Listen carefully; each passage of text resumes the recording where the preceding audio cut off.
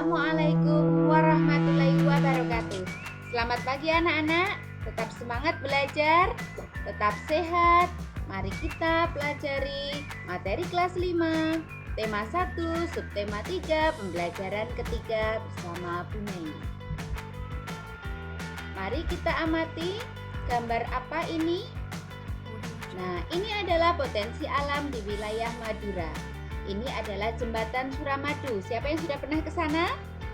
Ya, terdiri atas bahan tambang, hasil hutan, sampai hasil pertanian dan hasil lautnya. Itu adalah potensi alam yang ada di Madura.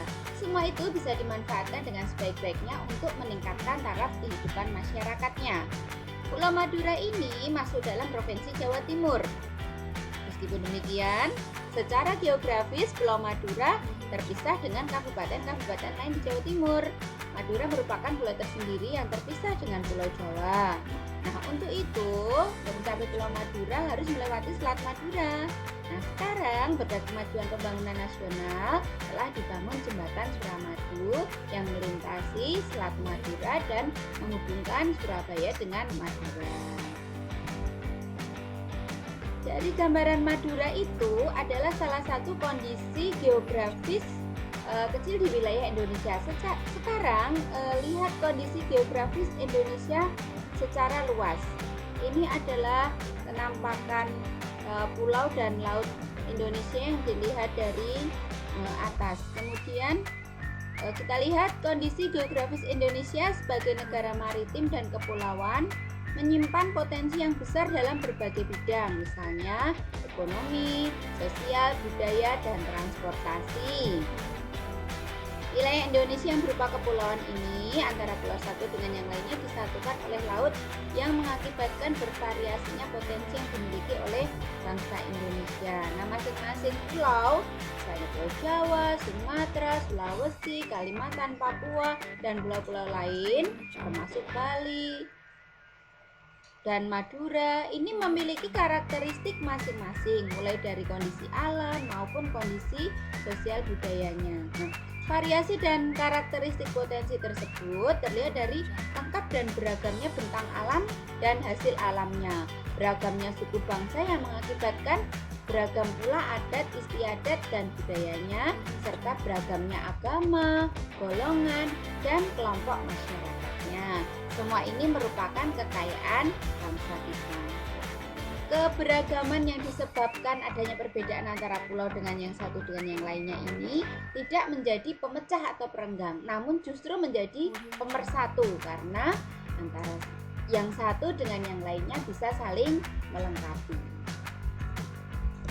Baik anak-anak, sekarang ada pengaruh kondisi geografis Indonesia sebagai negara maritim terhadap kehidupan ekonomi masyarakat. Nah, Indonesia kan dikenal sebagai negara maritim, yaitu negara yang terkenal dengan lautnya dan perdagangan lautnya yang luar biasa.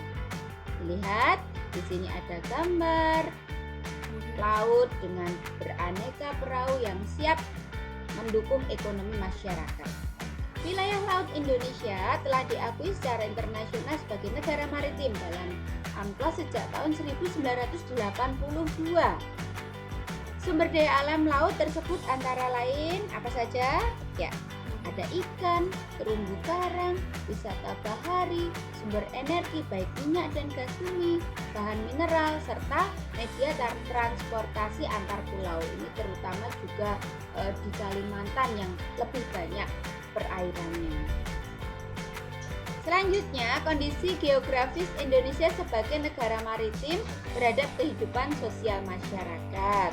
Tadi ekonomi sudah, sekarang sosial masyarakat. Kita lihat di sini banyak interaksi antara manusia dengan yang satu dan lainnya. Ini perdagangan laut, kita lihat. Indonesia menjadi jalur perdagangan dunia. Para pedagang yang mampir dan ada sebagian yang menetap turut membawa adat budaya dari negara asalnya. Misalnya ada dari Cina, ada dari Arab. Kemudian adat budaya yang dibawa tersebut akan berbaur, bercampur, bahkan melebur dengan adat budaya asli Indonesia. Nah, dari itu mempengaruhi sosial budaya kita. Nah, berikut beberapa dampak yang diakibatkan menunjukkan adanya letak kondisi geografis bangsa Indonesia sebagai negara maritim atau kepulauan. 1. Komunikasi dan interaksi antar penduduk menjadi lebih mudah, baik antar warga Indonesia maupun orang Indonesia dengan warga asing. Hal ini didukung adanya kemajuan teknologi. Selanjutnya, terjadi pembauran, percampuran, dan peleburan nilai-nilai antar pulau dan antar negara. Yang ketiga, munculnya perkampungan-perkampungan etnis tertentu seperti pecinan dan kampung Arab. Yang keempat, terjadinya perubahan perilaku masyarakat karena pengaruh masuknya pola dan nilai perilaku dari pulau, daerah, maupun negara lain. 5. Terjadinya perpindahan ilmu, pengetahuan, dan teknologi. Nah, sekarang Bu Guru punya wacana yang masih berkaitan dengan bahari atau kelautan. Ya, lihat gambarnya. Ini adalah laut dengan kapal yang sangat megah pada masanya. Kejayaan bahari masa lalu oleh Dr. Y. Paunganan SSI MSI. Nah, kita simak ini materi wacana kejayaan bahari masa lalu. Sudah, teks berikutnya.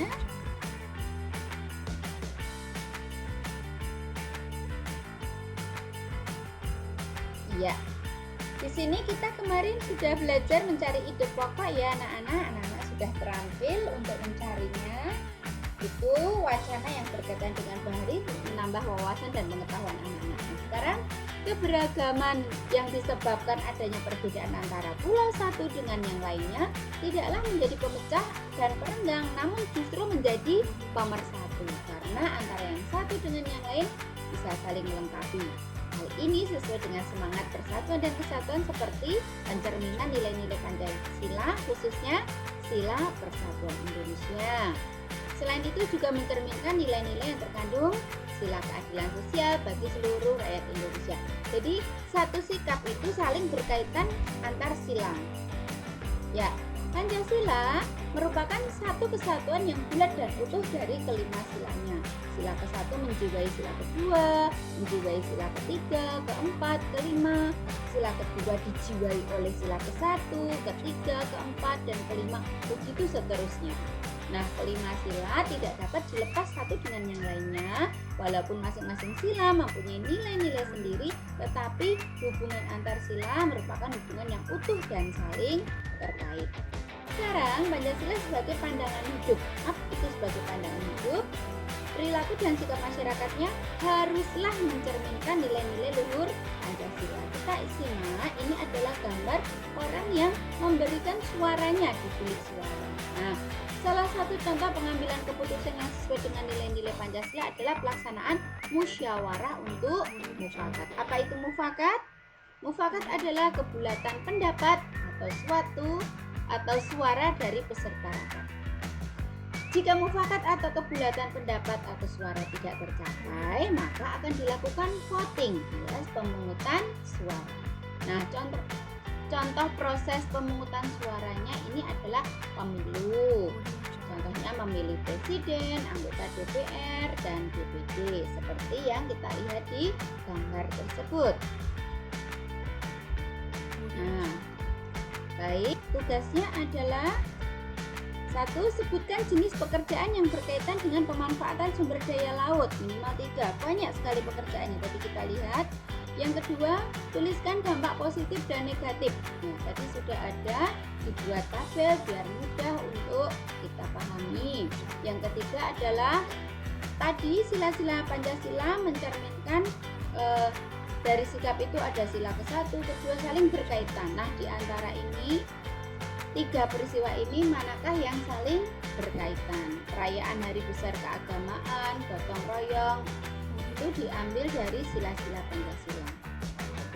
Demikian anak-anak, pembelajaran kita di pagi hari ini. Tetap semangat, semoga bertambah ilmunya, tetap sehat. Sekian, wassalamualaikum warahmatullahi wabarakatuh.